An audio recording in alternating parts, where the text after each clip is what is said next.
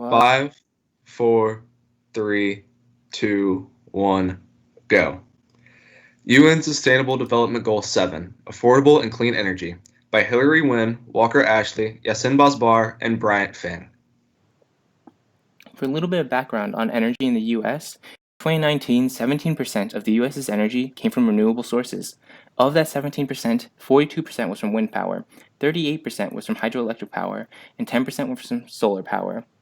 In solar power specifically, it's estimated that only 0.6% of the country's surface area would need to be covered by photovoltaics to power the entire country, and solar panel costs have decreased 21% in the last 10 years, making it not only more affordable but more efficient. In 2019, we used a total of 4 trillion kilowatt hours of electricity. Of the 83% of electricity that we use that came from non-renewable sources, natural gas made up 38% of the nation's energy, and coal made up the other 23%. Okay, why is this important? Fossil fuels are unsustainable for our health and the safety of the environment. When fossil fuels are burned, it releases greenhouse gases into the atmosphere, which will damage the Earth's atmosphere and contribute to climate change. For a first example of a business actively working to combat climate change and use sustainable energy, we have Crayola. As early as 1903, Crayola began using hydroelectric power to produce their products, their earlier products including slate pencils, chalk, and crayons. In 2010, Crayola constructed their own solar farm to help power their factories. In 2013, Crayola began their Color Cycle initiative.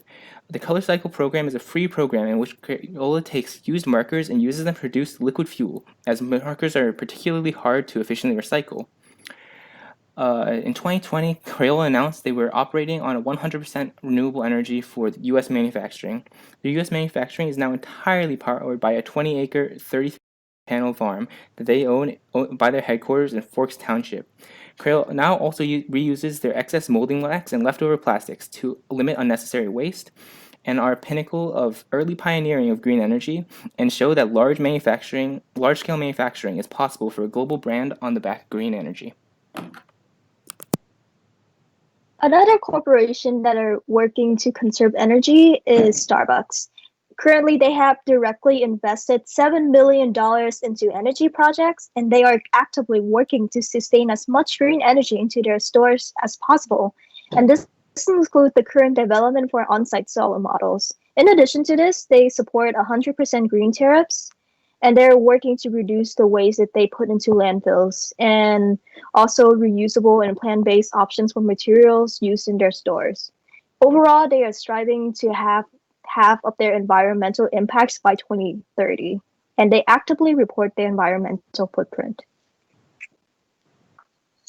The last example we'll be talking about is First Solar. Company was founded in 1990, but wasn't really that big until the early 2000s.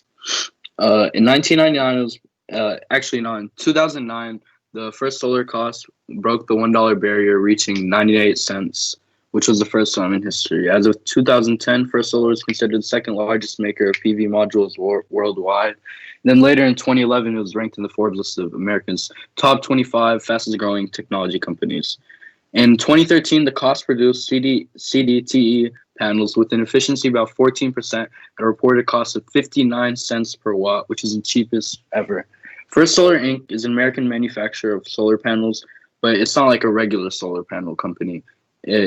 Most of the company uses most of its materials from renewable resources, and that's why all their products are so cheap.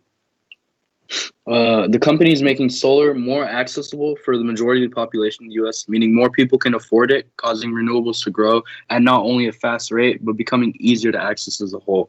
Very important fact about First Solar is that it's doing very well financially. The company routinely continues a large net cash position, which provides it with interest income.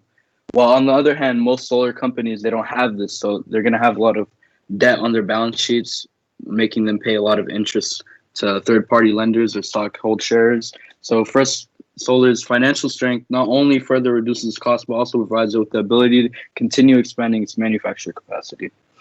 Our preferred solution would be the practices put in place by Starbucks. While not only is capacity they put in place, the solutions they practice can be applied in most businesses. In addition to that, solutions posed by Starbucks are most widely applicable, such as the use of reusable and plant-based materials to reduce the amount of waste located in landfills. While not the magnitude or scale of Starbucks, other businesses can make informed decisions on materials they use and the impact on their environment.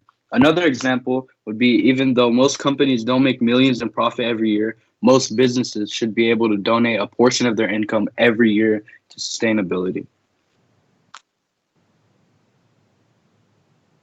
Here's a bibliography of the sources we used. Thank you for listening to our presentation.